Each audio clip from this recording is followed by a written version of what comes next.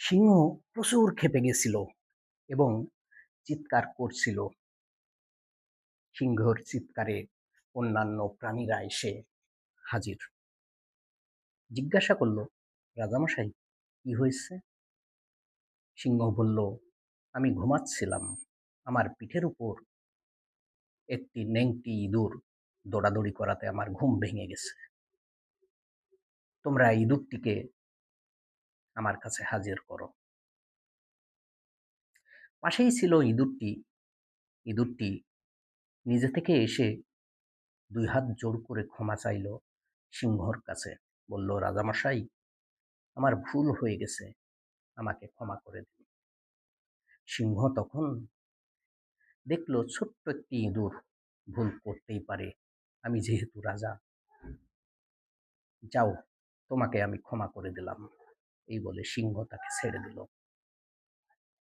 তার কিছুদিন পর দুষ্টু শিকারীরা জঙ্গলে জাল পেতে সিংহকে জালের ভিতরে বন্দি করে ফেলল। বন্দি করে যখন নিয়ে যাচ্ছিল, তখন কিছু শিকারী বলল, এভাবে নিয়ে যাওয়া যাবে না, বরঞ্চ আমরা একটা গাড়ি ব্যবস্থা করি। শিকারীরা সবাই একমত হলো যে হ্যাঁ, এই সিংহকে গাড়িতে করেই নিয়ে যাব। তখন তারা সিংহকে ওখানে রেখে একটা গাড়ি আনতে গেল। এর মাঝে দূর থেকে বিষয়টা দেখেছিল ওই নেংটি ইঁদুর। যখন দুষ্টু শিকারীরা গাড়ি আনতে চলে গেল, তখন নেংটি ইঁদুর এসে দেখল রাজামশাই বিপদে পড়েছে। তখন ইঁদুর তার ছোট ছোট দাঁত দিয়ে শিকারীদের জালগুলো কেটে সিংহকে জাল থেকে মুক্ত করে দিল।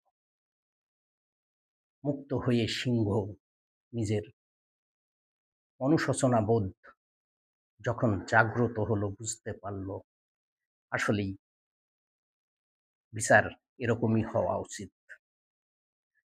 ওই দিন আমি ক্ষমা করেছিলাম বলেই ইঁদুরের উপকার আমি আজ পেয়ে গেলাম। পরবর্তীতে দুষ্টু শিকারীরা এসে কিছুই খুঁজে পেল না। আসলেই উপকার করলে উপকারের প্রাপ্য সবসময় পাওয়া যায়, এটাই বাস্তব।